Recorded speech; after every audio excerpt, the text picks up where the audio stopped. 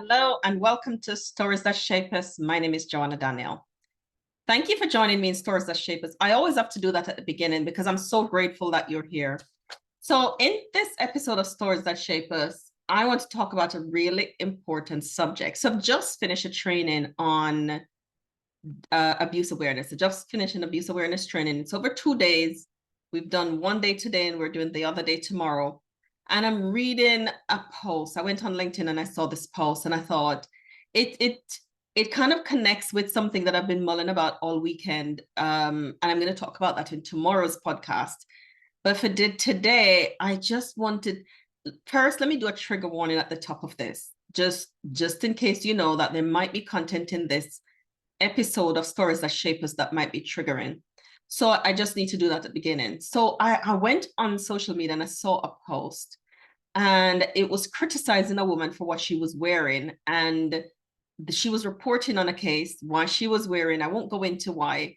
But I just thought, when are we going to stop blaming women for abuse? When are we going to stop blaming women for their own abuse? When as a society are we going to stop doing that? When as a people are we going to stop doing that? Sometimes we as women, we blame women as well. We blame other women for how they look, what they were wearing, where they were, how they acted. We kind of just join force with everybody else and blame the victim for the crime that has been perpetrated against them. We know the list can be endless. Like, what was she wearing? Who was she with? What time was it?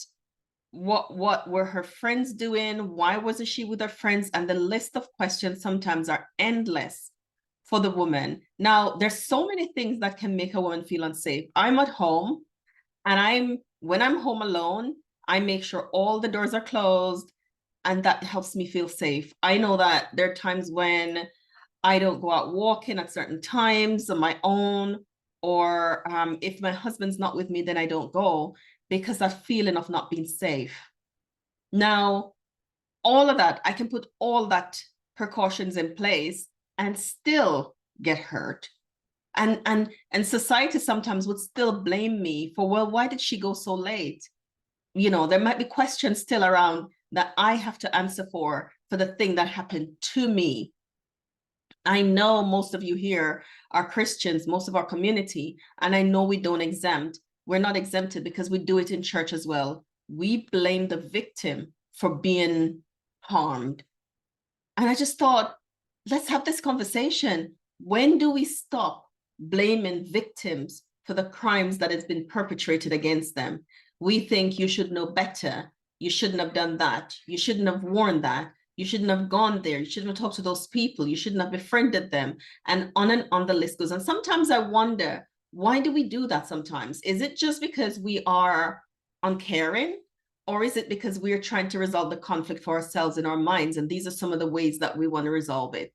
Sometimes asking these questions makes us feel good, feel better, that if it was us, we wouldn't have done it. And maybe these are the things we could have done to prevent it. We wouldn't have done differently if it was us. When you're attacked and you're in shock, and sometimes you don't know, there's nothing that you could have been done. So we really need to think about, how do we support victims as opposed to blame them for the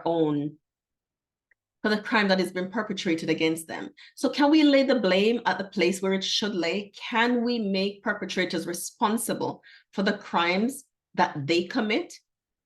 Because at the end of the day, we know, and if you're a victim, you'll know this, that clothing, lack of clothing, location, none of those things prevents abuse from happening. None of those things. Not what you were wearing, because we know that in different cultures where people dress differently, abuse still occur. What do we say to the women who still get abused, but her face is covered and only her eyes are out, no arms are showing, no legs, no nothing. You can't see anything. What do we say to a woman who is also healing from sexual trauma and that is her life? That's how she dresses. What do we say to her? What do we say to the person who is healing and their abuse happened when they were in childhood? What do we say to them? We know that women of all ages and races get sexually abused. Women who are covered from head to toe, how do we justify the abuse then? And when we blame one woman, we blame everyone. We're sending the message to every woman that if you were dressing differently, then it wouldn't happen. But there is somebody listening to your criticism who knows that that's not true, because that wasn't true for her and it didn't make a difference.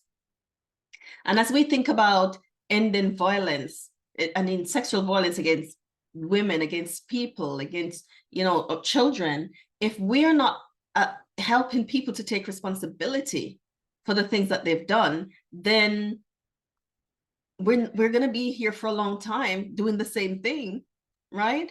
And I know that I'm talking to you who are here because you're looking for solutions. You're looking for a path to healing because that's your story. You were sexually abused. And I know that you might be, I'm sharing this here because I know that you might also be struggling with blame. You were blamed. And sometimes we blame ourselves because we sometimes internalize the voices from society that tells us that if we had done something different, then somehow the abuse wouldn't have happened. And that's not true. You didn't do anything to cause the abuse. It wasn't where you were. It wasn't what you were wearing. It wasn't how you looked. It was none of those things that caused the abuse. It happens because somebody made a choice and a decision. And we have to put the responsibility where it belongs. It's not yours. I know a lot of women live in shame for a long time, believing that somehow they could have done something to prevent it. Somehow, if they knew what, and we always think, if I know now if I knew then what I know now, maybe I could have done something differently. And we hope, but just know that you're not responsible for the crime that was perpetrated against you, that it's not your fault, that you didn't do it, that somebody harmed you.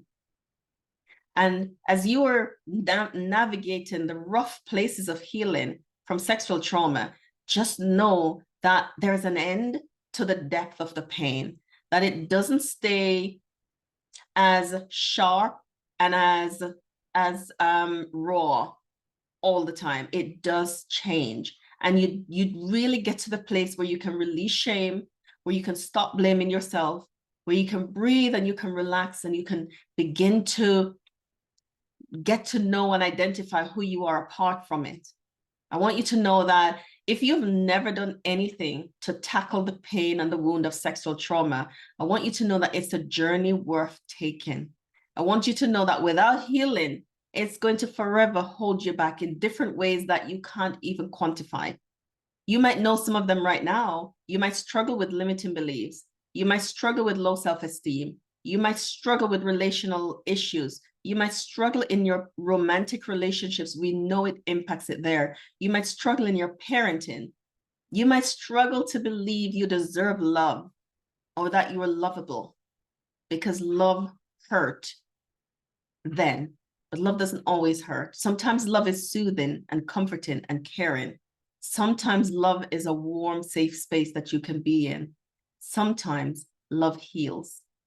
If this is your story, it's really, really important that you find a safe space that you can begin your journey of healing. But before I go, I just wanted to remind you, you didn't do anything wrong. It wasn't you, and it's not your fault. Thank you for joining me in this episode of Stories That Shape Us. I hope you'll join me on the next story.